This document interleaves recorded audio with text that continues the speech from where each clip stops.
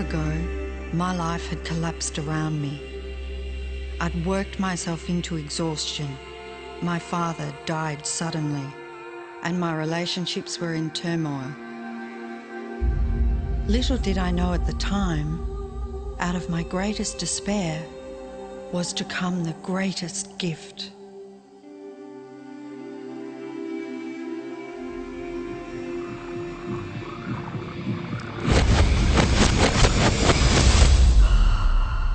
I'd been given a glimpse of a great secret.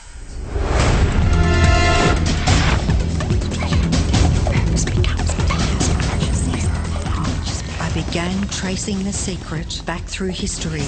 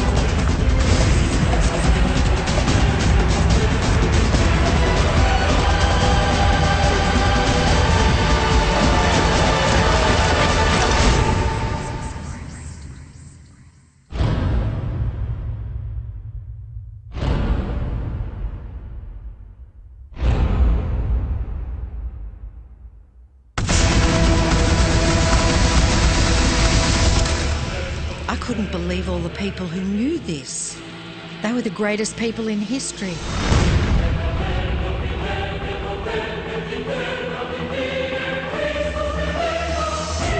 Why doesn't anyone know this? All I wanted to do was share the secret with the world.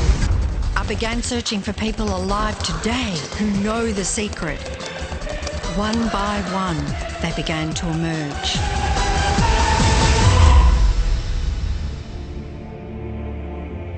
You know, this secret gives you everything you want. Happiness, health, and wealth. You can have, do, or be anything you want.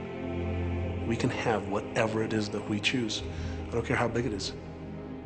What kind of a house do you want to live in? Do you want to be a millionaire? What kind of a business do you want to have? Do you want more success? What do you really want? I've seen many miracles take place in people's lives. Financial miracles, miracles of physical healing, mental healing, healing in relationships. All of this happened because of knowing how to apply the secret. This is the great secret of life.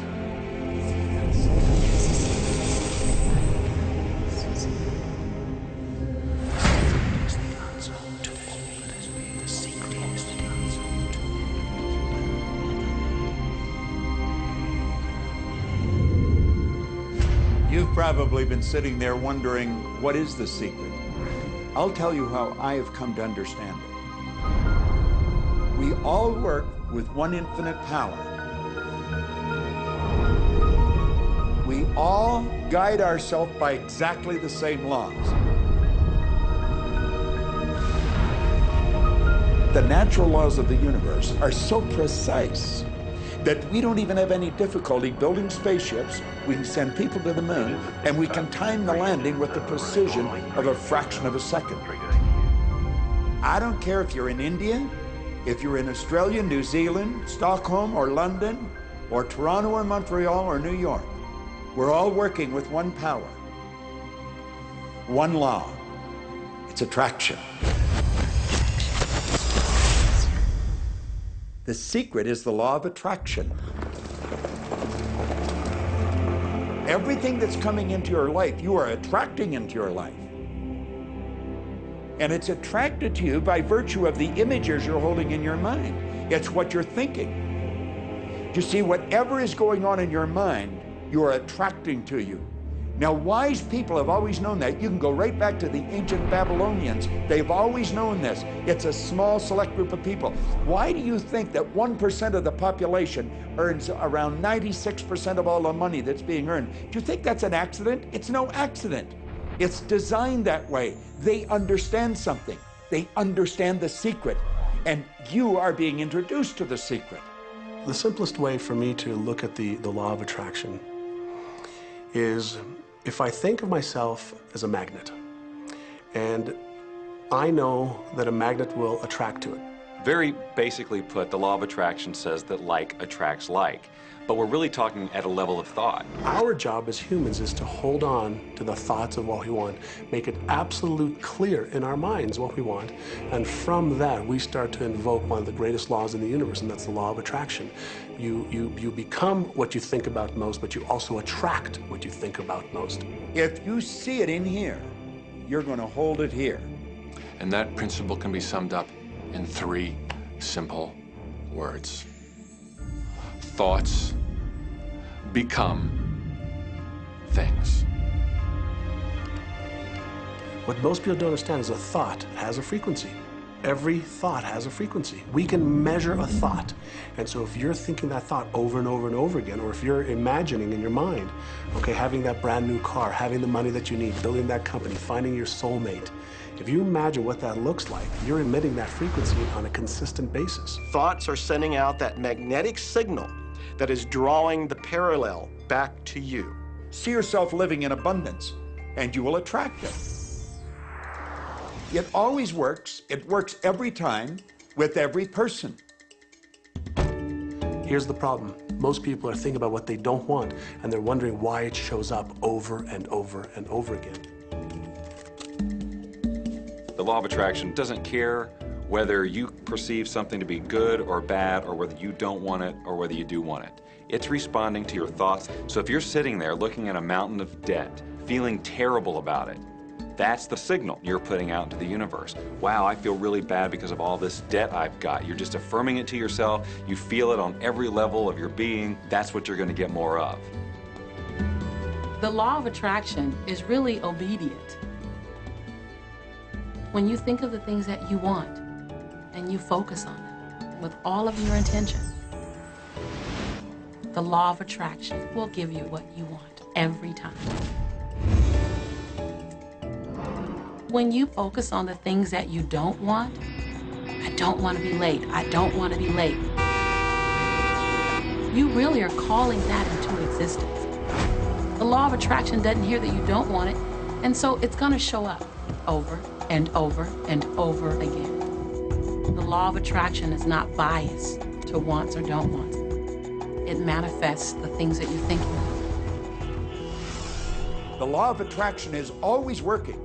Whether you believe it or understand it or not, it's always working. It's working as much as you're thinking. Anytime your thoughts are flowing, the law of attraction is operational. When you're thinking about the past, present, or the future, the law of attraction is working. It's an ongoing process. You don't press pause, you don't press stop. It is forever in action, as your thoughts are.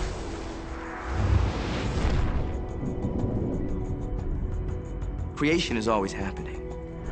Every time an individual has a thought or a prolonged, chronic way of thinking, they're in the creation process. Something is going to manifest out of those thoughts. Law of attraction says, we'll give you whatever it is you say and focus on. And so if you're complaining about how bad it is, what you're creating is more of how bad it is. Oh, look, I got that.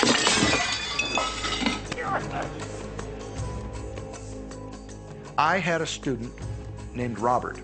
Robert was a gay man, and he was taking an online course I have, part of which entails email access to me.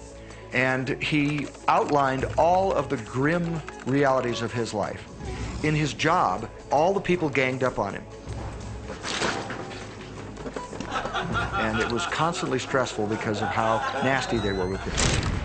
When he walked down the street, he said every block he was accosted by homophobic people who wanted to abuse him in some way. He was wanting to become a stand-up comedian. And when he went out and did a stand-up comedy job, everybody heckled him about being gay. And his whole life was one of a lot of unhappiness and misery, and it all focused around this idea of being attacked because he was gay. I began to teach him that he was focusing on what he did not want. I directed him back to his email that he sent me and said, read it again. Look at all the things you do not want that you're telling me about. And I can tell you're very passionate about this. When you focus on something with a lot of passion, it makes it happen even faster. And then he really started taking this thing about focusing on what you want to heart. And he began really trying. What happened within the next 6 to 8 weeks was absolutely a miracle.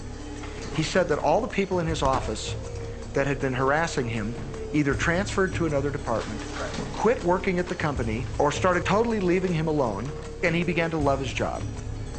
He noticed that when he was walking down the street that nobody came up to him and harassed him anymore. They just weren't there. I'm a very, very gay man. When he went and did his stand-up comedy routines, he started getting standing ovations and nobody was heckling him.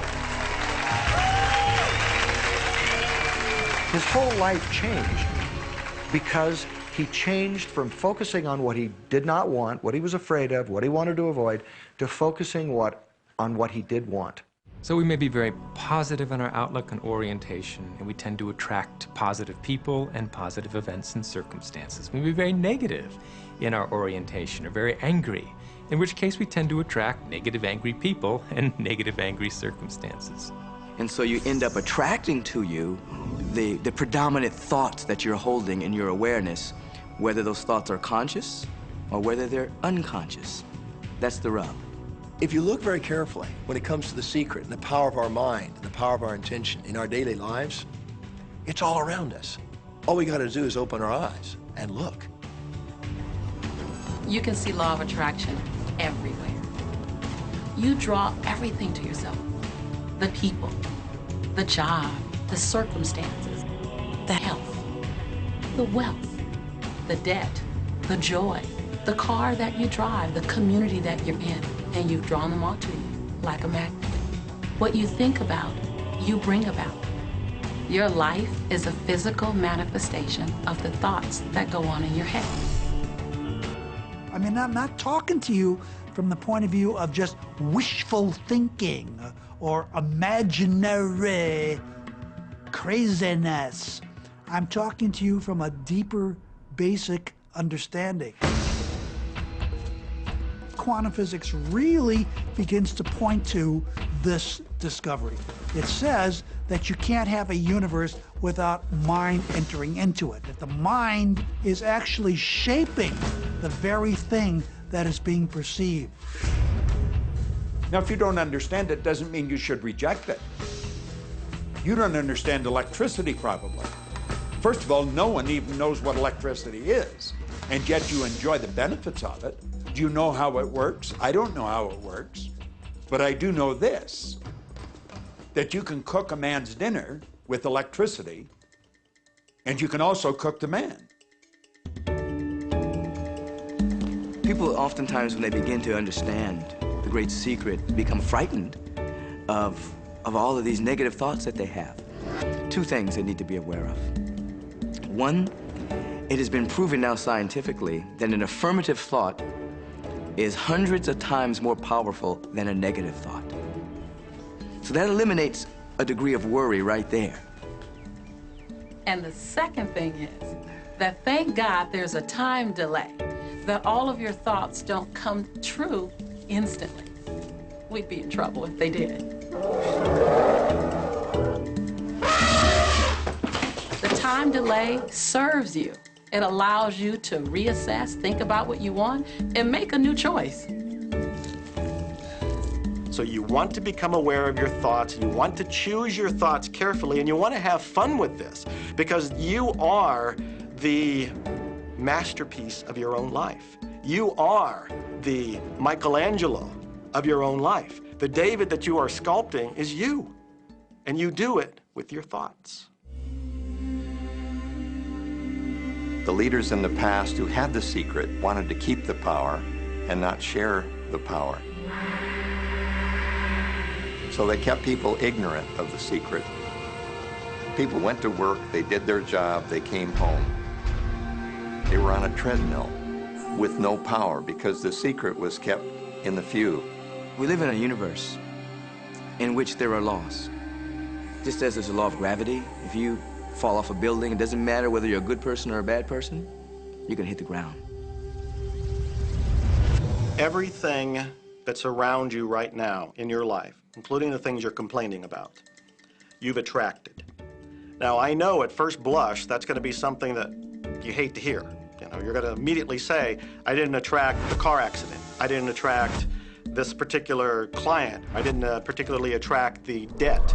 I didn't attract whatever it happens to be that you're complaining about. And I'm here to be a little bit in your face and to say, yes, you did attract it. And this is one of the hardest concepts to get. But once you've accepted it, it's life transforming. This is part of the overall giant secret here. And most of us attract by default. We just think that we don't have any control over it. Our thoughts are on autopilot, our feelings are on autopilot, and so everything is just brought to us by default. Now, if this is your first time to hear this, it may feel like, oh, I have to now monitor my thoughts. This is going to be a lot of work. It will seem like that at first, but that's where the fun begins. It's impossible to monitor every thought we have. Researchers tell us that we have about 60,000 thoughts a day. Can you imagine how exhausted you feel trying to control all of those thoughts? Fortunately, there's an easier way, and it's our feelings. Our feelings let us know what it is that we're thinking. So your thoughts cause your feelings. The emotions are this incredible gift that we have to let us know what we're attracting. Think about your feelings. You have good feelings and you have bad feelings. And you know the difference between the two because one makes you feel good and the other makes you feel bad. It's the depression, it's the guilt, it's the resentment, the anger. It's those feelings that don't make you feel empowered. Those are the bad feelings. On another level, it's called bad frequency or bad vibes or whatever you want to call it. The flip side to that is that you have good emotions, good feelings. And you know when they come because they make you feel good. Excitement, joy, gratitude, love. Imagine if we can feel that way every day. When you celebrate the good feelings, you'll draw to you more good feelings and things that make you feel good. So it's really so simple. It's right there. The answer is, what am I attracting right now? Well, how do you feel? I feel good. Well, good. Keep doing that. Our feelings are a feedback mechanism to us about whether we're on track or not, whether we're on course or off course. If you're feeling good, then you're creating a future that's on track with what you're desiring. If you're feeling bad, you're creating a future that's off track with your desires. As you go about your day, the law of attraction is working in every second.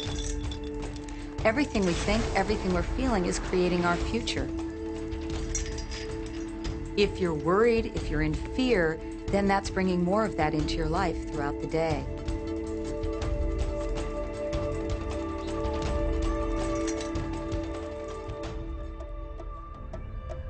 Whatever you're thinking and feeling today is creating your future. And you're getting exactly what you're feeling about, not so much what you're thinking about. That's why people, if they stub their toe out of bed, they tend to spiral. The inquiry into police corruption. The whole day goes like that, you know? They have no clue that a simple shifting of their emotions can change their entire day and life. If you start out having a good day and you're in that particular happy feeling, as long as you don't allow something to change your mood, you're going to continue to attract, by the law of attraction, more situations, circumstances, people that sustain that happy feeling. Good days, bad days, rich get richer, poor get poorer. It's all about what these people are predominantly and continually feeling.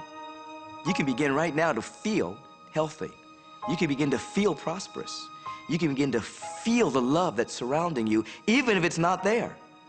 And what will happen is the universe will correspond to the nature of your song. The universe will correspond to the nature of that inner feeling and manifest because that's the way you feel. Your thoughts and your feelings create your life. It'll always be that way, guaranteed. So basically what you focus on with thought and feeling is what you attract into your experience, whether or not it's something you want. It's hard to swallow, but when we can begin to open ourselves up to that, the ramifications are awesome. It means that whatever thought has done in your life, it can be undone through a shift in your awareness.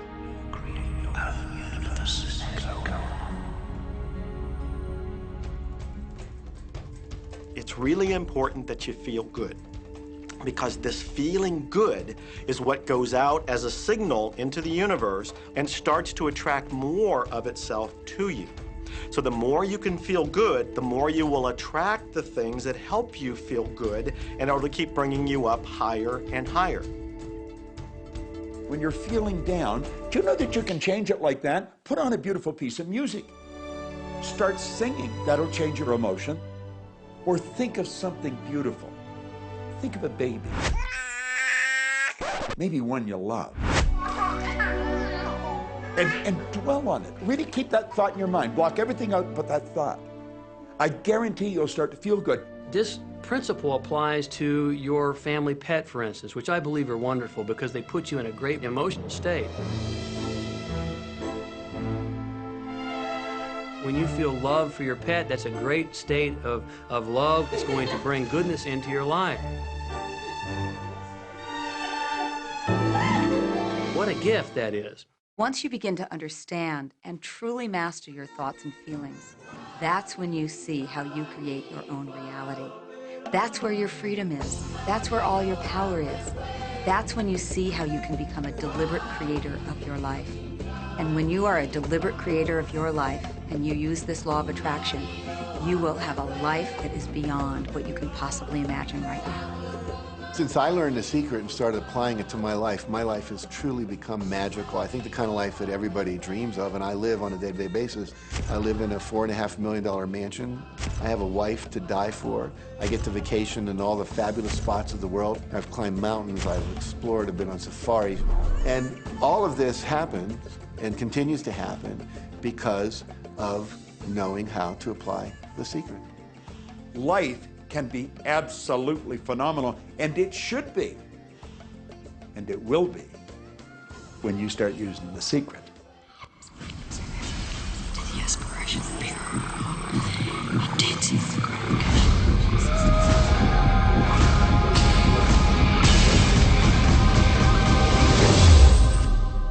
Well, a lot of people ask me what their job is in the creative process and what the job of the universe is. So let's look at that for a moment. Let's use this metaphor. If you think about Aladdin and his lamp, you've probably heard of that one. I mean, Aladdin picks up the lamp and he dusts it off, and out pops the genie.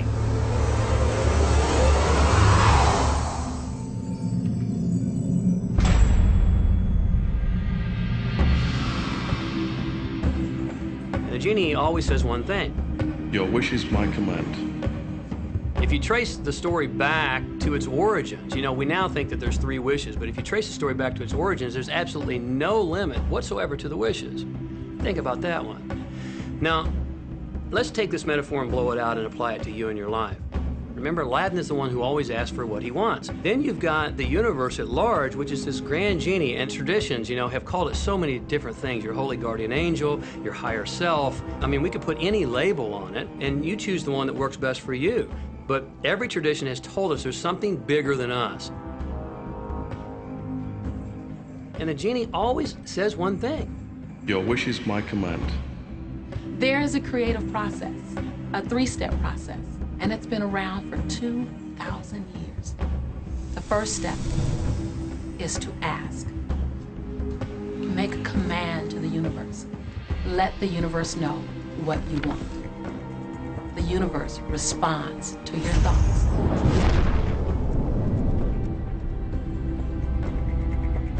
What do you really want? Sit down and write it out on a piece of paper. Write it in the present tense. You might begin by writing, I am so happy and grateful now that, and then explain how you want your life to be in every area. And this is really fun. This is like having the universe as your catalog, and you flip through it and you go, well, I'd like to have this experience, and I'd like to have that product, and I'd like to have a person like that. It is you just placing your order with the universe.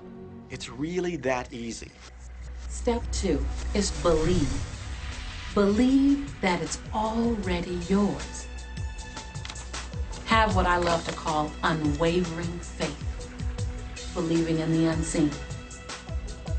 Your wish is my command. And the universe will start to rearrange itself to make it happen for you. Most of us have never allowed ourselves to want what we truly want because we can't see how it's going to manifest. If you do just a little research, it is going to become evident to you that anyone that ever accomplished anything did not know how they were going to do it. They only knew they were going to do it. You don't need to know how it's going to come about. You don't need to know how the universe will rearrange itself. You don't know how, it'll be shown to you. You will attract the way. Most of the time when we don't see the things that we've requested, we get frustrated, we get disappointed, and we begin to become doubtful. The doubt brings about a feeling of disappointment. Recognize that feeling and replace it with a feeling of unwavering faith. I know, like I know, like I know that it's on its way. Step 3, and the final step in the process, is to receive. Begin to feel wonderful about it. Feel the way you will feel once it arrives. Feel it now. And in this process, it's important to feel good, to be happy, because when you're feeling good, you're putting yourself in the frequency of what it is that you're wanting. This is a feeling universe. So if you just intellectually believe something, but you have no corresponding feeling underneath that, you don't necessarily have enough power to manifest what you want in your life. You have to feel it.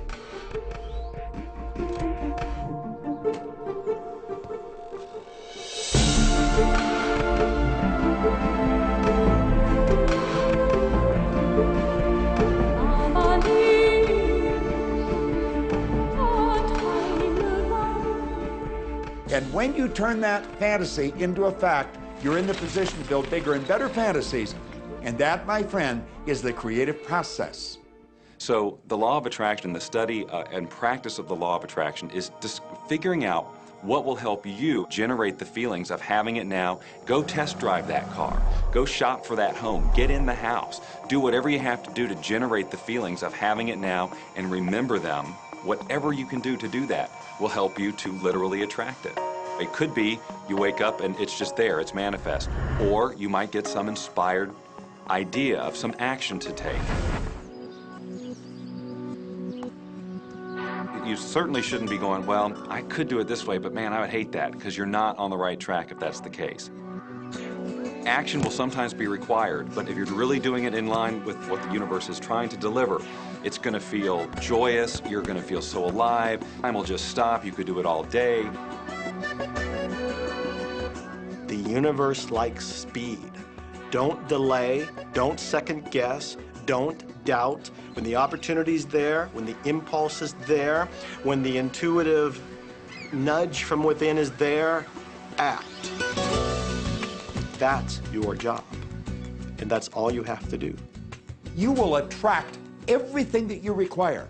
If it's money you need, you'll attract it. If it's people you need, you'll attract it. If it's a certain book you need, you'll attract it. You've got to pay attention to what you're attracted to.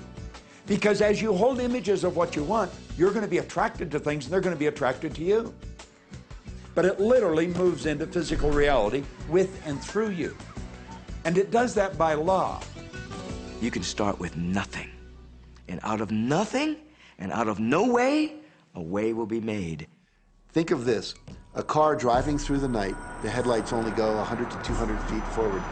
And you can make it all the way from California to New York driving through the dark because all you have to see is the next 200 feet. And that's how life tends to unfold before us. And if we just trust that the next 200 feet will unfold after that, the next 200 feet will unfold after that, your life will keep unfolding, and it will eventually get you to the destination of whatever it is you truly want because you want it.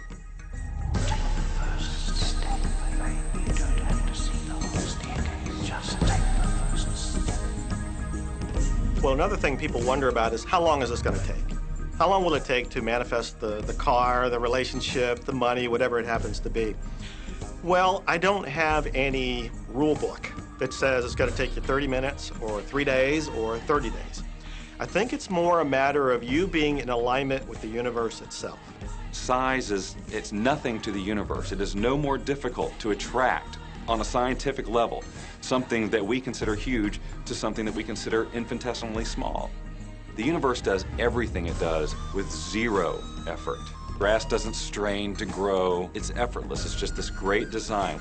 It's all about what's going on up here. It's about what we put in place, saying this is big, it's going to take some time. This is small, oh, I'll give it an hour.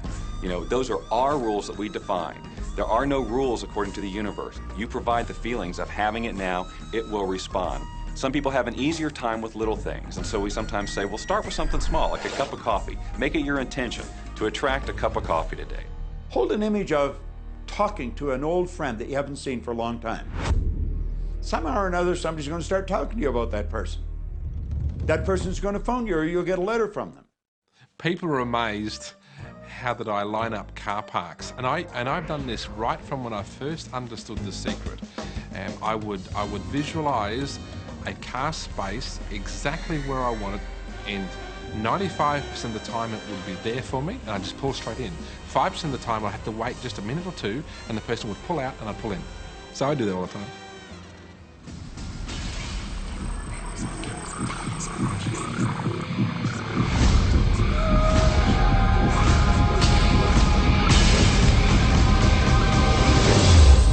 A lot of people feel stuck or in prison or confined by their current circumstances. And I'm trying to point out that whatever your circumstances right now, that is only your current reality. And current reality will begin to change as a result of watching this and beginning to use the secret. When you want to change your circumstances, you must first change your thinking. Every time you look inside your mail expecting to see a bill, guess what? It'll be there. Each day you go out dreading the bill. You're never expecting anything great. You're thinking about debt. You're expecting debt. So debt must show up so you won't think you're crazy. And every day you confirm your thought. Is debt gonna be there? Yes, debt's there. Is debt gonna be there? Yes, debt's there. Why? Because you expected debt to be there. So it showed up because the law of attraction is always being obedient to your thoughts. Do yourself a favor. Expect a check. Most people look at their current state of affairs and they say, this is who I am. That's not who you are. That's who you were. You see, if you look at your current state of affairs right now, let's say, for instance, that you don't have a lot of money in your bank account, or you don't have the relationship that you want, or your health and fitness isn't up to par. That's not who you are. That's the residual outcome of your past thoughts and actions. So we're constantly living in this residual, if you will, of the thoughts and the actions we've taken in the past. When you look at your current state of affairs and define yourself by that, then you doom yourself to have nothing more than the same in the future. All that we are is the result of what we have thought. Okay, what can you do right now to begin to turn your life around? I'll tell you 2 or 3 things. Start making a list of things to be grateful for. Start with that, because this shifts your energy. It starts to shift your thinking. Where before this exercise, you might be focusing on what you don't have, and you might be focusing on your complaints, and you might be focusing on whatever the problems are.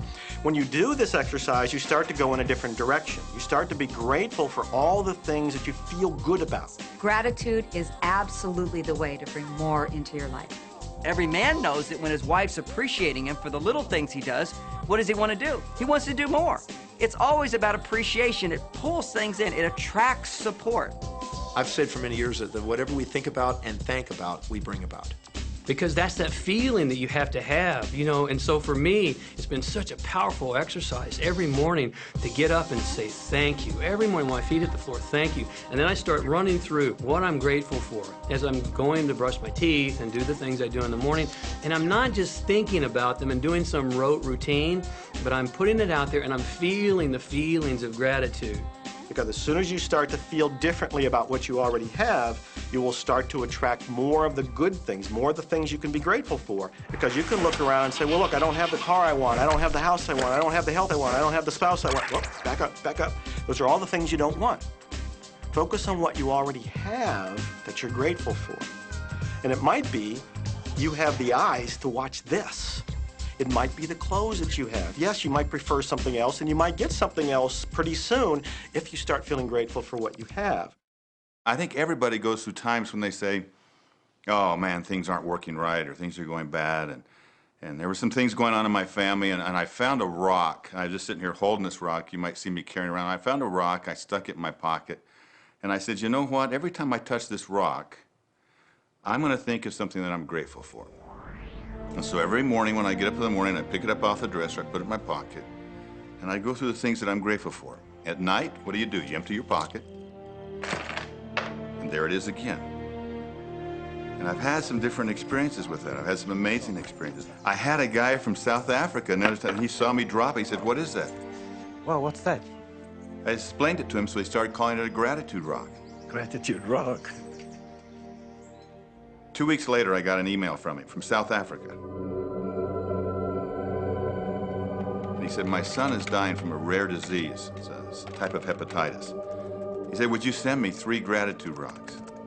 Now, they're just rocks I found off the street, you know? So I said, sure. I had to make sure that the rocks were very special. And so I went out to the stream, looked, picked out the right rocks, and sent them off to him. 4 or 5 months later, I get an email from him. He said, my son's better. He's doing terrific. And he said, but you need to know something. He says, we've sold over 1,000 rocks at $10 a piece as gratitude rocks, and we've raised all this money for charity. Thank you very much. And so it's very important to be in an attitude of gratitude, as I call it. Another thing that I would suggest that you do right now to turn your life around, and this is so huge that I can't find the words to describe just how powerful this can be for you.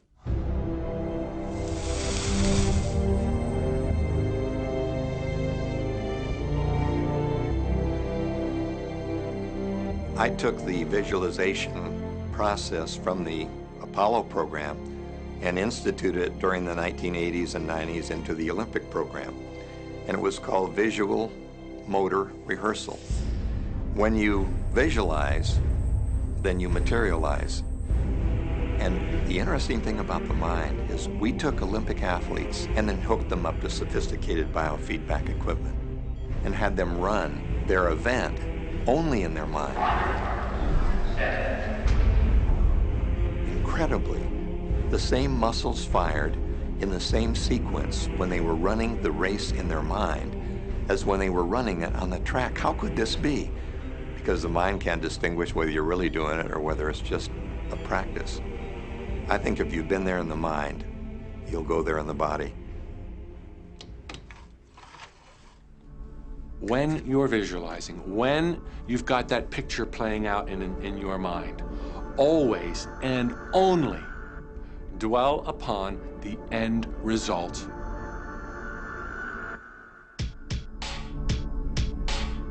Here's an example. Look at the back of your hands right now. Really, look at the back of your hands. The color of your skin, the freckles, the blood vessels, the rings, the fingernails, the fake fingernails. Take in all those details right before you close your eyes. And then see those hands, your fingers, wrapping around the steering wheel of your brand new car.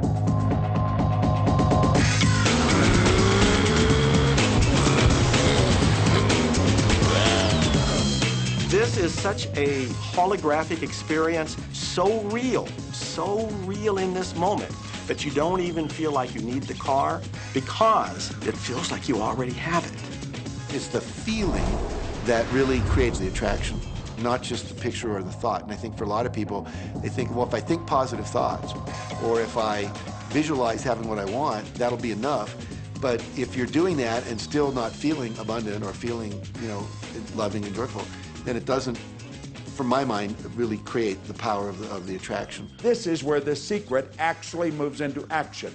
You put yourself in the feeling place of really being in that car, not, oh, I wish I could get that car, or someday I'll have that car, because that's a very definite feeling associated with that. It's not in the now, it's not, you know, it's in the future. If you stay in that feeling, it will always be in the future. Feel the joy, feel the happiness, no matter how silly it seems in that dark and quiet room, and you're going, woohoo! Do it! A lot of people will say, you know, come on, do I have to do that? How bad do you want change?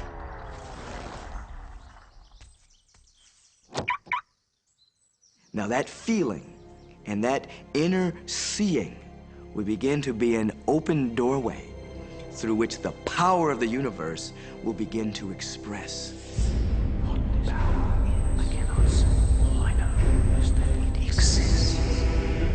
Our job is not to figure out the how.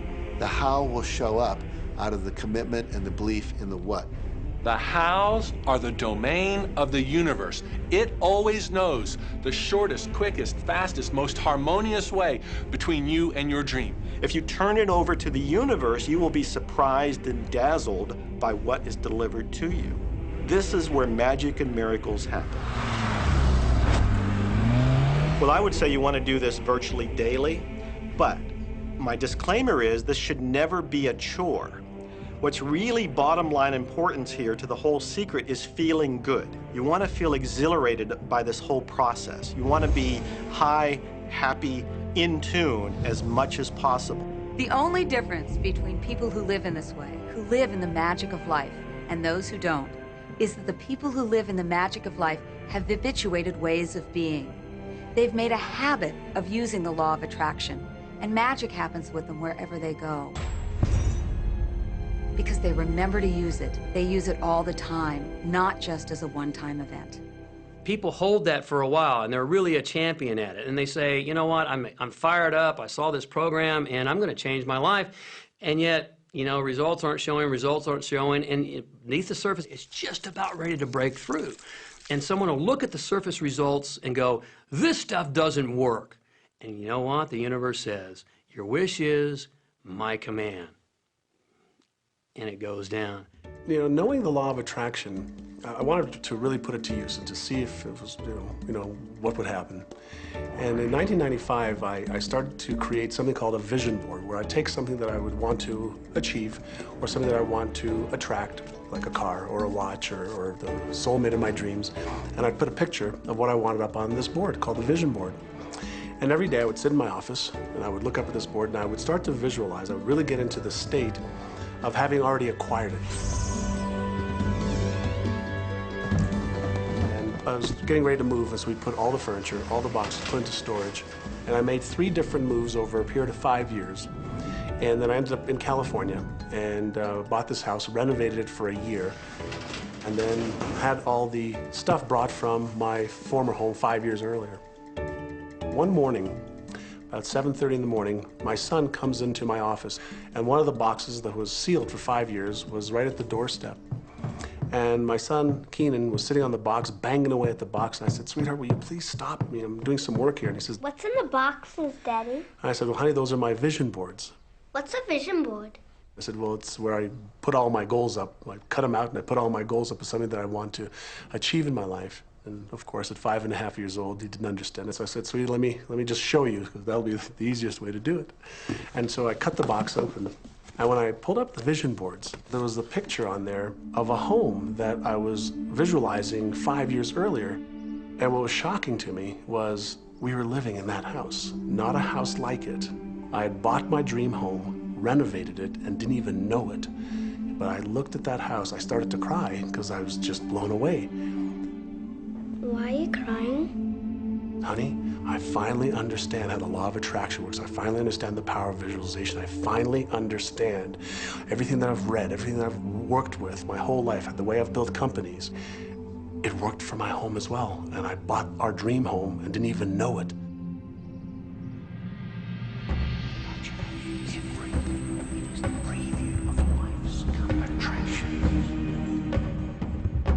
decide what you want, believe you can have it, believe you deserve it, and believe it's possible for you.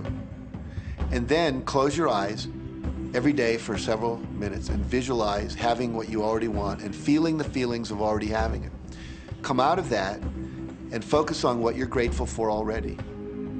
And really enjoy it, okay? And then go into your day and release it to the universe and trust that the universe will figure out how to manifest it.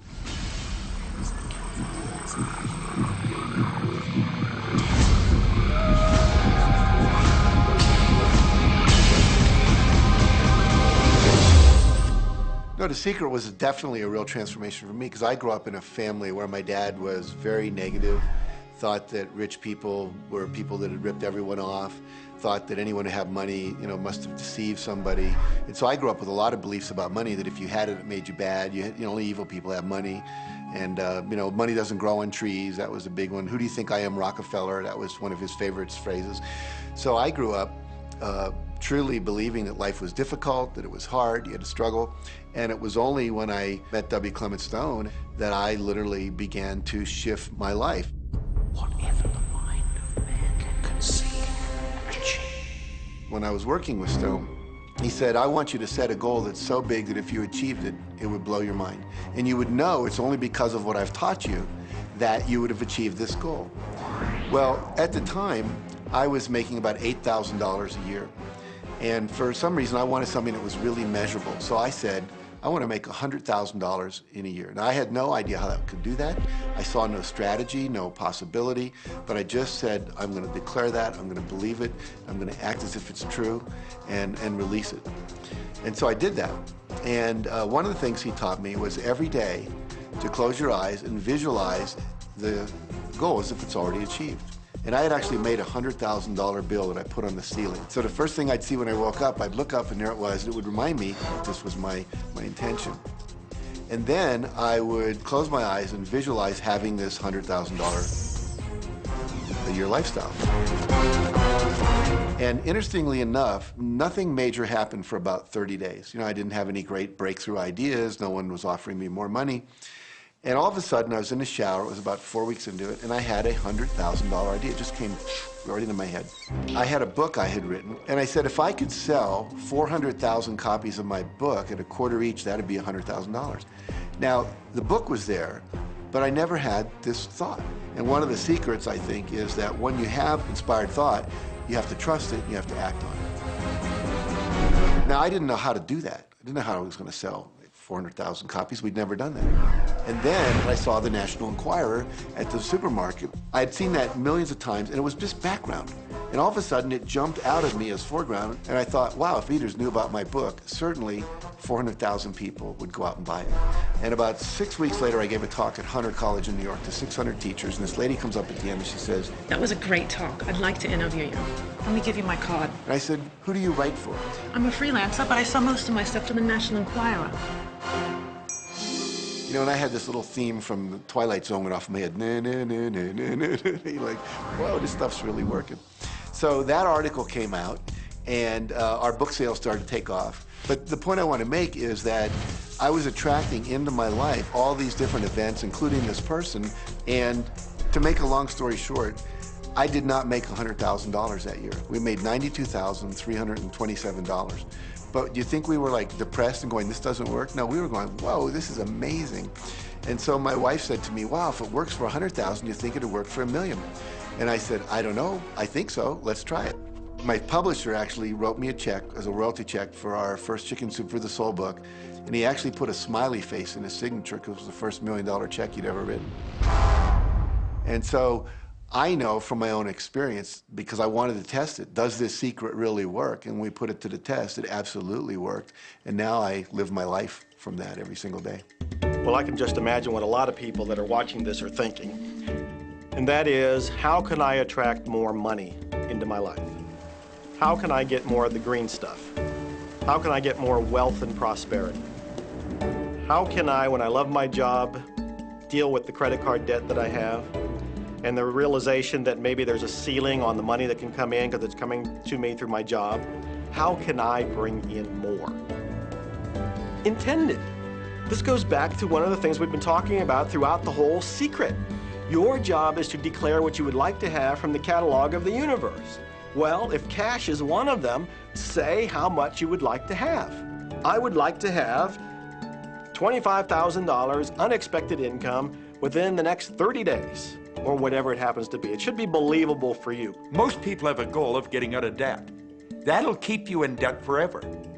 Whatever you're thinking about, you will attract. You'll say, but it's get out of debt. I don't care if it's get out or get in. If you're thinking debt, you're attracting debt. Set up an automatic debt repayment program and then start to focus on prosperity. So many times people say to me, well, I'd like to double my income in the next year. But then you look at their actions and they're not doing the things that are going to make that happen. And they'll turn right around and go, well, I can't afford that. Okay, guess what? Your wish is my command. When you focus on lack and scarcity and what you don't have, you fuss about it with your family, you discuss it with your friends, you tell your children that you don't have enough, we don't have enough for that, we can't afford that. Well, guess what? You'll never be able to afford it because you begin to attract more of what you don't have. If you want abundance, if you want prosperity, then focus on abundance. Focus on prosperity. When I first understood the secret, I was getting bills every day. I'd get a bunch of bills in the mail, and I thought, how do I turn this around? The law of attraction states that what you focus on, you will get. So I got a bank statement. I whited out the total, and I put a new total in there. I put exactly how much I wanted to see in the bank. So I thought, what if I just visualize checks coming in the mail? So I just visualize a bunch of checks coming in the mail. Within just 1 month, things started to change. And it is amazing. Today, I just get checks in the mail. I get a few bills, but I get more checks than bills. I grew up on you have to work hard for money, you have to work hard for money. And so I replaced that with money comes easily and frequently. Now, in the beginning, it feels like a lie, right? There was a part of your brain that will say, oh, you liar, it's hard. So you have to know it's this little tennis match that will go on for a while. When it comes to creating wealth, wealth is a mindset. It's all about how you think. I'd say 80% of my coaching that I do one-on-one with folks is about their psychology and the way they think. And I know when people are listening, they say, oh, well, you can do it, I can't. Every person has the capability to change the way they're in a relationship and conversation with money. I find so many people who maybe make a tremendous amount of money, but their relationships stink. That's a technical term, by the way. And that's not wealth. It really isn't. You can go after the money and you might get rich, but it doesn't guarantee you'll be wealthy. I'm not suggesting that money isn't a part of wealth. It absolutely is, but it's only a part. And then I meet a lot of people who are quote unquote spiritual, but they're sick and broke all the time. That's not wealth either. Life is meant to be abundant in all areas. Many people in Western culture are striving for success. They want the home, they want the great business, they want all these outer things.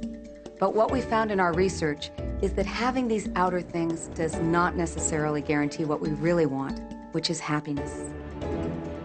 So we go for these outer things, thinking they're going to bring us happiness, but it's backwards. You need to go for the inner joy, the inner peace, the inner vision first, and then all of the outer things appear.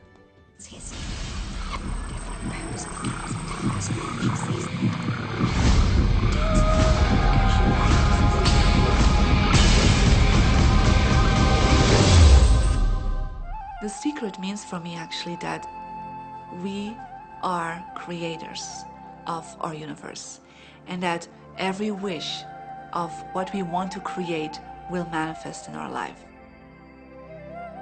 Therefore, it's very important what you wish, what your thoughts are, what your feelings are, because it will manifest. Now, one day I went into somebody's home, and he was an art director of a very famous film producer.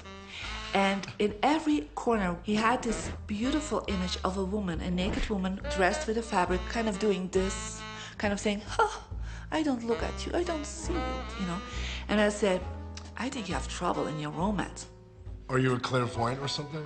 No, but look, 7 places you have exactly that woman. But I love that kind of painting. I painted it myself. That's even worse, I said, because you put all your creation and your creativity in it. Now, he's this gorgeous-looking man. he has all these actresses around him because that's the work he does. He doesn't get romance. I said, what do you want? Well, I want to date 3 women a week. Okay, paint yourself with 3 women and hang it in every corner.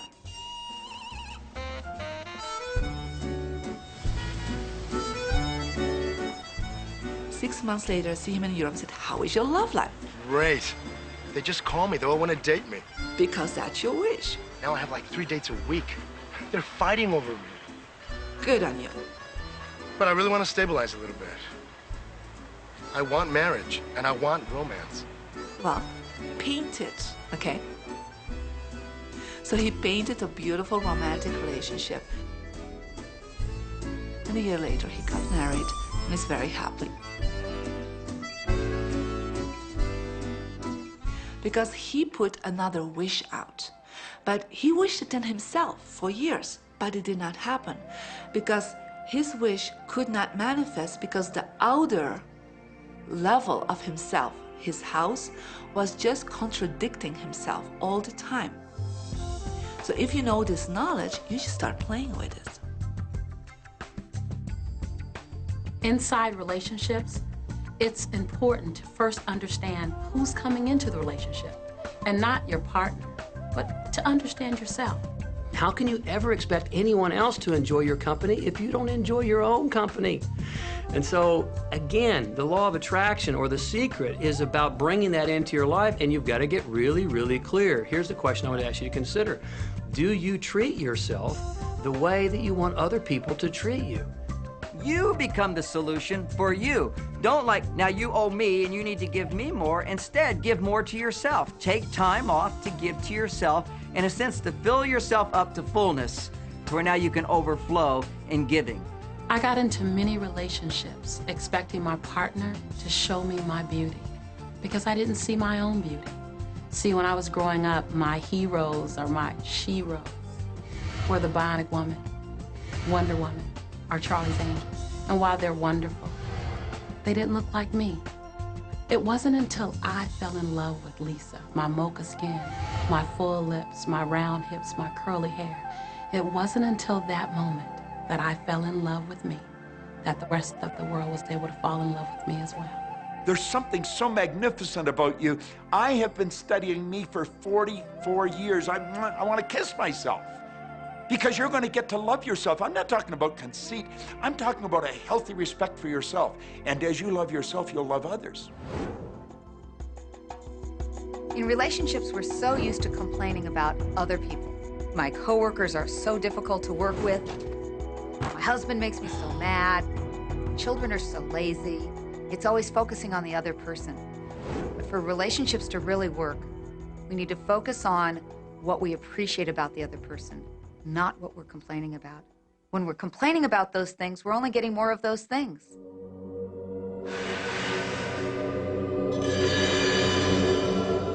Even if you're having a really hard time in a relationship, things aren't working, you're not getting along, someone's in your face, you still can turn that relationship around. Take a piece of paper and for the next 30 days, once a day, sit down and write all the things that you appreciate about that person. Think about all the reasons that you love them. You appreciate their sense of humor. You appreciate how supportive they are. And what you'll find is that when you focus on appreciating and acknowledging their strengths, that's what you'll get more of. And the problems will fade away. We cannot control other people, no matter how hard we try. So what you'll find is if somebody's come home in a bad mood and you're actually in a good mood, you'll find yourself in a different place from them in that moment. We create our own happiness through the law of attraction. Oftentimes, you give others the opportunity to create your happiness. And many times, they fail to create it the way you want it. Why? Because only one person can be in charge of your joy, of your bliss, and that's you. So even as a parent, as a child, as a spouse, even the people closest to you, they do not have the control to create your happiness. Your joy lies within you.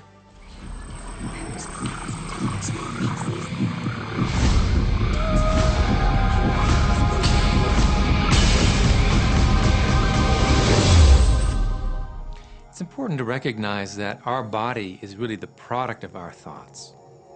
We're beginning to understand in medical science the degree to which the nature of thoughts and emotions actually determines the physical substance and structure and function of our bodies. We've known in the healing arts of a placebo effect. A placebo is something that supposedly has no impact and no effect on the body, like a sugar pill or something. You tell the patient that this is just as effective. And what happens is the placebo has the same effect, if not greater effect, than sometimes the medication is supposed to be designed for that effect. So they found out that the human mind is the biggest factor in the healing arts, more so than sometimes the medication. If somebody is in a situation where they're sick and they have an alternative to try to explore what is in their mind creating it versus using medicine, if it's an acute situation that could really bring death to them, then obviously the medicine is a wise thing to do while they explore what the mind is about. So you don't want to negate medicine. Every form of healing has a place. The universe is a masterpiece of abundance, good health, and well-being. When you open yourself up to feel the abundance of the universe, you'll experience the wonder, the joy, the bliss. You'll experience all the great things that the universe has for you. Good health, good wealth, good nature. When you shut yourself off with negative thoughts, you'll feel the discomfort, you'll feel the aches, you'll feel the pain. You'll feel as if every day is painful to get through. You know people who have had terminal disease. Stop and think of the word dis-ease. Hyphenate the word. That's a body that's not at ease. We've got 1,000 different diagnoses and disease out there. They're just the weak link. They're all the result of one thing, stress. And you put enough stress on the chain, you put enough stress on the system, and one of the links breaks. Our physiology creates disease to give us feedback, to let us know we have an imbalanced perspective and we're not loving and we're not grateful. So the body's signs and symptoms are not something terrible. The question that's frequently asked is when a person has manifested a disease in their body temple or some kind of discomfort in their life, through the power of right thinking, can it be turned around? And the answer is absolutely yes. On November 23rd, I was diagnosed with breast cancer. I truly believed in my heart, with my strong faith, that I was already healed. During the day, all day long, I would just say, thank you for my healing. On and on and on I went, thank you for my healing. I believed in my heart I was healed. I saw myself as if cancer was never in my body. One of the things I did to heal myself was to watch very funny movies. That's all we would do, is just laugh, laugh, laugh. We couldn't afford to put any stress in my life because we knew stress was one of the worst things you can do while you're trying to heal yourself. From the time I was diagnosed, which was November 23rd, to the time I was healed totally was approximately 3 months. And that's without radiation and chemotherapy. Well, we come with a basic program. It's called self-healing. You get a wound, it grows back together. You get a bacterial infection, the immune system comes and takes care of those bacteria and heals it up. The immune system is made to heal itself.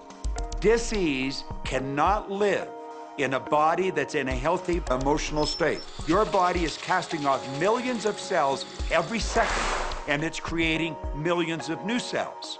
In fact, literally, parts of our body are replaced every day. Other parts take a few months, other parts a couple of years. But within a few years, we have a brand new physical body. If you have a disease and you're focusing on it and you're talking to people about it, you're going to create more disease cells. See yourself living in a perfectly healthy body. Let the doctor look after the disease. You have two people, both stricken with something. But one chooses to focus on joy. They choose to live in possibility. They choose to live in hopefulness. They focus on all the reasons why they should be joyful and grateful. Then you have the second person. Same diagnosis, but they choose to focus on the dis-ease. They focus on the pain. They focus on the woe is me. When a person is completely focused on what's wrong in their symptoms, they will perpetuate it. The healing will not occur until they shift their attention from being sick to being well, because that's the law of attraction. Happier thoughts lead to essentially a happier biochemistry, a happier, healthier body. Negative thoughts, stress, has been shown to seriously degrade the body and the functioning of the brain, because it's our thoughts and emotions that are continuously reassembling, reorganizing, recreating our body. Remove physiological stress from the body, and the body does what it was designed to do. It heals itself. I've seen kidneys regenerated. I've seen cancer dissolved. I've seen eyesight improve and come back. I always say that incurable means curable from within. You can change your life and you can heal yourself.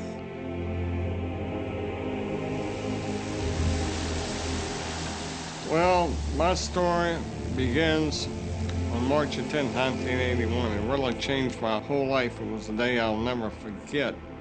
I crashed an airplane.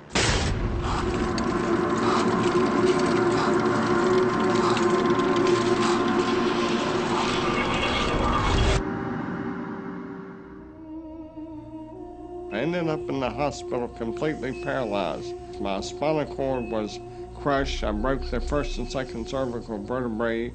My swallowing reflex was destroyed. I couldn't eat or drink. My diaphragm was destroyed. I couldn't breathe. All I could do was blink my eyes. The doctors, of course, said all my life I'd be a vegetable. All I'd do is blink my eyes the rest of my life. That's the picture they saw of me, but it didn't matter what they thought. The main thing was what I thought.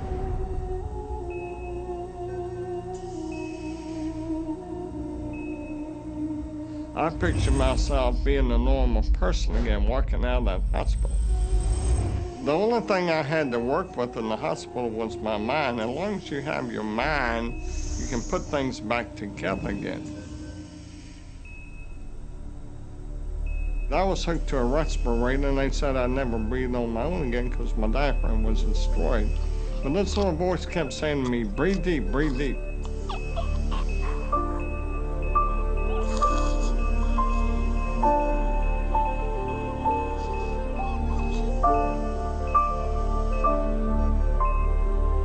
Finally, I was weaned from it. They were at a loss for an explanation. See, I could not afford to allow anything to come in my mind that would distract me from my goal and from my vision.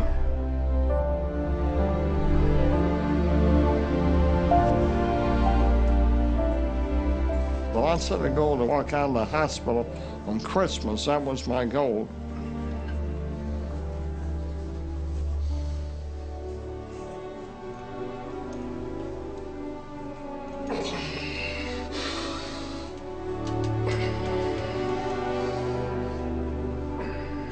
Months later, I walked out of the hospital on my own 2 feet.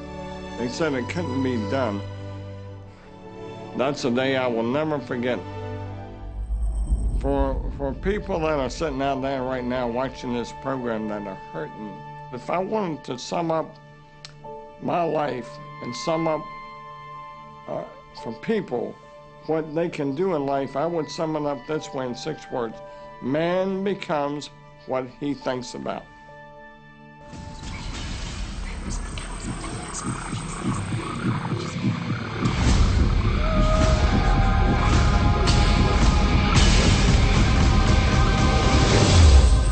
People have a tendency to look at the things that they want and say, yes, I like that. I want that. However, they look at the things that they don't want and they give just as much energy, if not more energy, with the idea that they can stamp it out. They can eliminate it, obliterate it. In our society, we've become content with fighting against cancer, fighting against poverty, fighting against drugs, fighting against terrorism, fighting against violence. We tend to fight everything we don't want. Anything we focus on, we do create. So if we're really angry, for instance, at a war that's going on, or strife, or suffering, we're adding our energy to it. We're pushing ourselves, and all that only creates resistance. The reason that what you resist persists is because if you're resisting something, you're saying, no, I don't want this thing because it makes me feel this way, the way I'm feeling right now. So you're just putting out this really strong emotion of, wow, I really don't like this feeling, and it's there, and it just comes racing towards you. You know, the anti-war movement creates more war. The anti-drug movement has actually created more drugs because we're focusing on what we don't want, drugs. How much sense does it make for us to give the problem all of the energy, as opposed to focusing on trust, love, living in abundance, education, peace? Mother Teresa was brilliant. She said, I will never attend an anti-war rally. If you have a peace rally, invite me. You know, she knew. She understood the secret. I mean, look what she manifested in the world. So if you're anti-war, be pro-peace. If you're anti-hunger, be pro-people having more than enough to eat. If you're anti a particular politician, be pro his opponent. Often, elections are tipped in the favor of the person that people are really against because he's getting all the energy and all the focus. You want to focus on what you want, not what you don't want. It's okay to notice what you don't want because that gives you contrast to say, well, this is what I do want. But the fact is that the more you talk about what you don't want or talk about how bad it is, read about all of that all the time, and then say, oh, how terrible it is, well, you're creating more of that. You know, so many times people say to me, well, James, I have to be informed. Maybe you have to be informed, but you don't have to be inundated. I always say when the voice and the vision on the inside become more profound and more clear and loud than the opinions on the outside, you've mastered your life. Learn to become still and to take your attention away from what you don't want and all the emotional charge around it and place the attention on what you wish to experience. Energy flows where attention goes. It's not your job to change the world or the people around you. It's your job to go with the flow inside of the universe and to celebrate it inside the world that exists. One of the questions I get almost all the time, and it's probably on somebody's mind right now if it's not on yours, and that's the idea that, well, if everybody uses The Secret and they all treat the universe like a catalog, aren't we going to run out of stuff? Won't everybody just make a run for it and bust the bank? What's beautiful about the teaching of the Great Secret is that there's more than enough to go around for everyone. There is a lie that acts like a virus within the mind of humanity. And that lie is there's not enough good to go around. There's lack, and there's limitation, and there's just not enough. That lie has people living in fear, greed, stinginess, and those thoughts of fear, greed, stinginess, and lack become their experience. So the world has taken a nightmare pill. Now the truth is, there's more than enough good to go around. There's more than enough creative ideas. There's more than enough power. There's more than enough love. There's more than enough joy. All of this begins to come through a mind that is aware of its own infinite nature. Every great teacher who's ever walked the planet has told us that life was meant to be abundant. And so just when we think that resources are dwindling, we find new resources to achieve the same things. And so even though we say we have lack, it's because we don't open up our vision and see all what's around us. You know, when everybody starts to live from their heart and go for what they want, they don't go for the same things. That's the beauty of this. We don't all want BMWs. We don't all want the same person. We don't all want the same experiences. We don't all want the same clothing. We don't all want fill in the blank. There's enough for everyone. If you believe it, if you can see it, if you act from it, it will show up for you. That's the truth. Everything that you want all the bliss, all the joy, all the love, all of the abundance, all of the prosperity. It's there, ready and waiting for you to grab a hold of it. Now you got to get hungry for it. You have to want it. You got to be intentional.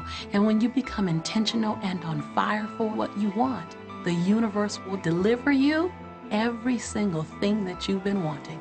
Recognize the beautiful and wonderful things around you and bless and praise them. And on the other side, the things that aren't currently working the way you want them to work, don't spend your energy faulting or complaining. Embrace everything that you want so you can get more of it. Most of the leaders in the past missed the great part of the secret, which is empowering and sharing with others. This is the best time to have ever been alive in history. It's the first time we've ever had the power to gain knowledge at our fingertips.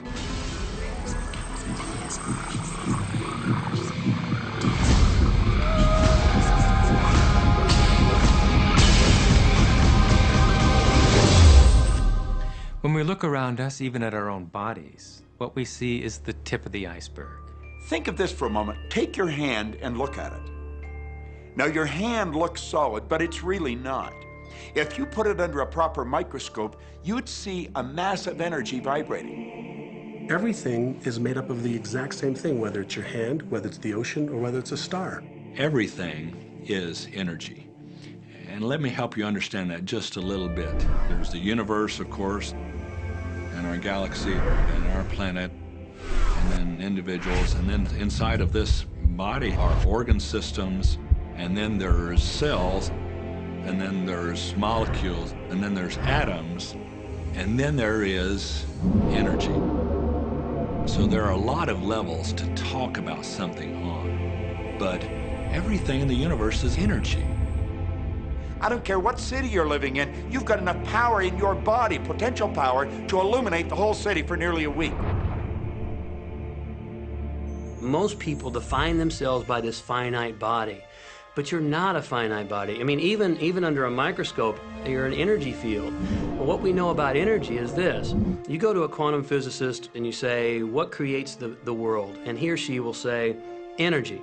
Well, describe energy. Okay, it can never be created or destroyed. It's always was, always has been. Everything that ever existed always exists. It's moving into form, through form, and out of form.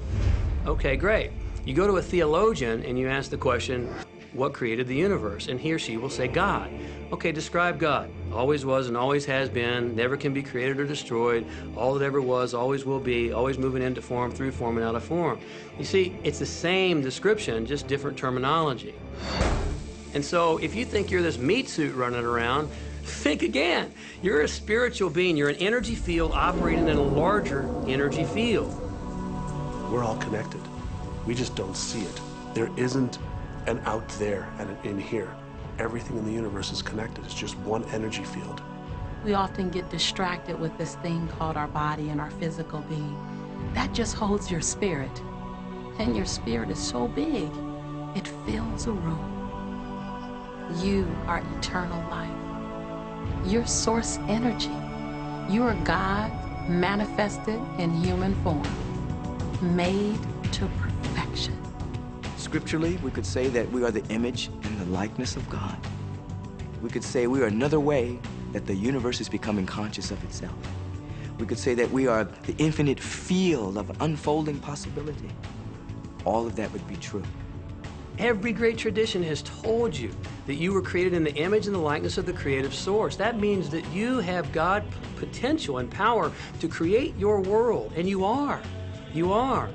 And maybe you've created things to this point that are wonderful and worthy of you, and maybe you haven't. The question I'd ask you to consider is, do the results you have in your life, are they what you really want? And are they worthy of you? If they're not worthy of you, then when would now be the right time to change those? Because you have the power to do that.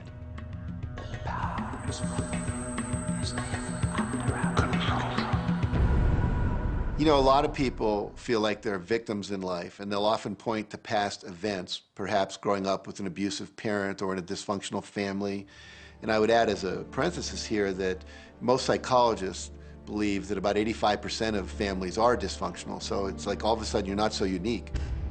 My parents were alcoholics, my dad abused me, my mother divorced him when I was 6. From the age of 13 to 18, I was involved in street gangs. I had a severe motorcycle accident. I was homeless at one point in Dallas. I lived in poverty for 15 years in Houston. When I was a child, I had learning difficulties, and I was considered learning disabled, and I was told I would never read, write, or communicate, never amount to anything, not go very far in life.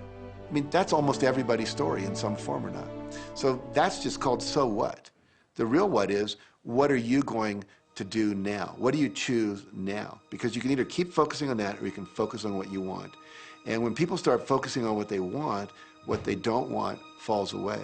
And that part expands and the other part disappears. You are the designer of your destiny. You are the author. You write the story. The pen is in your hand, and the outcome is whatever you choose. The beautiful thing about the law of attraction is that you can begin where you are, and you can begin to think, real thinking, and you can begin to generate within yourself a feeling tone of harmony and happiness. The law will begin to respond to that. So now you start to have different beliefs, like there is more than enough in the universe. Or you have the belief that everything goes right for me.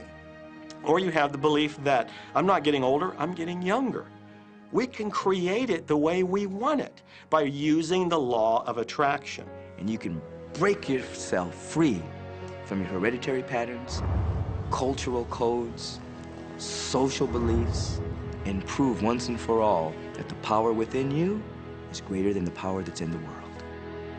Some of you may be thinking, well, that's very nice, but I can't do that, or she won't let me do that, or he'll never let me do that, or I haven't got enough money to do that, or I'm not strong enough to do that, or I'm not rich enough to do that, I'm not. Every single I'm not is a creation. Whether you can or you can't, you are right tight. Are there any limits to this? Absolutely not. We are unlimited beings. We have no ceiling. The capabilities and the talents and the gifts and the power that is within every single individual on this planet is unlimited.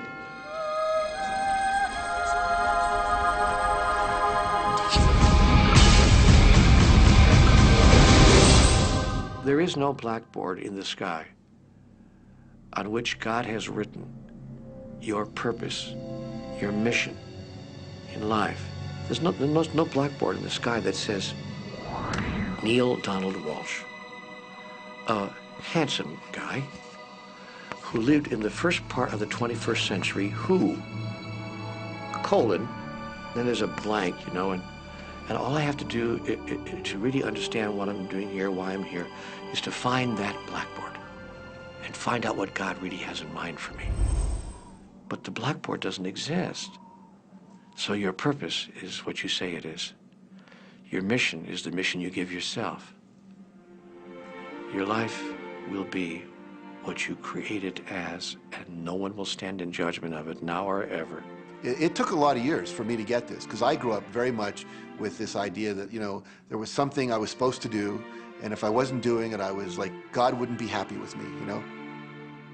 When I really got that my primary aim was to feel and experience joy, then I began to do only those things which brought me joy. We have a saying, you know, if it ain't fun, don't do it, you know? Joy, love, freedom, happiness, laughter. That's what it is. And if you've just experienced joy sitting there and meditating for an hour, by golly, do that. If you experience joy eating a salami sandwich, then do that.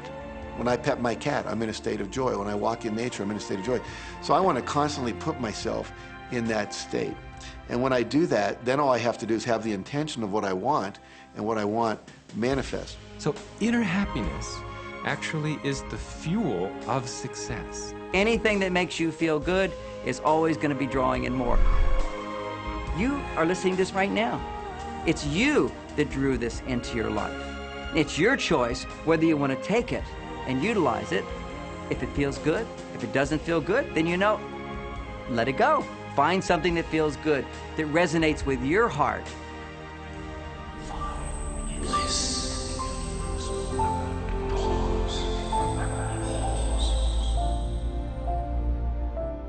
When you follow your bliss, you live in a constant space of joy.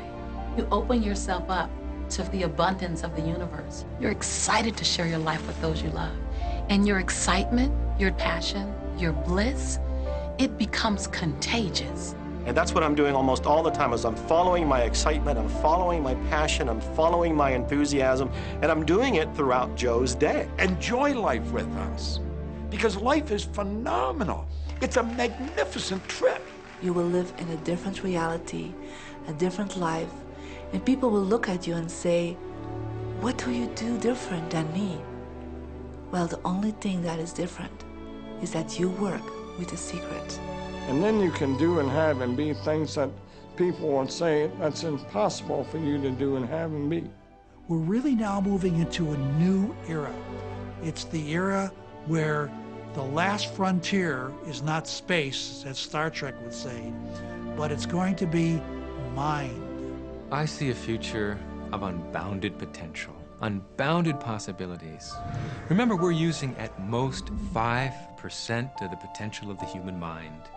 100% human potential is the result of proper education. So imagine a world where people were using their full mental and emotional potential. We could go anywhere. We could do anything, achieve anything. See yourself with the good that you desire. Every religious book tells us that. Every great book on philosophy, every great leader, all the avatars who have ever lived. Go back and study the wise ones. Many of them have been presented to you in this program. You know what? They all understood one thing. They understood the secret. Now you understand it. And the more you use it, the more you'll understand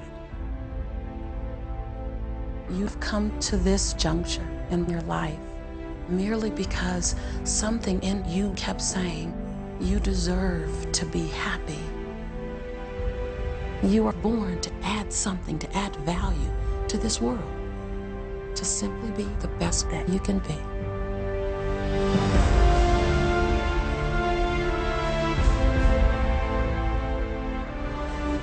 Every single thing you've been through, every single moment that you've come through, were to all prepare you for this moment right now. Now you get that you are the creator of your destiny. Imagine what you can do from this day forward with what you now know. What will you do with the moment? How will you seize the moment? No one else can dance your dance. No one else can sing your song. No one else can write your story. Who you are, what you do, begins right now. I believe that you're great, that there's something magnificent about you. Regardless of what has happened to you in your life, regardless of how young or how old you think you might be, the moment you begin to think properly, there's something that is within you, there's power within you that's greater than the world, it will begin to emerge. It will take over your life. It will feed you. It will clothe you. It will guide you, protect you, direct you, sustain your very existence if you let it. Now that is what I know for sure.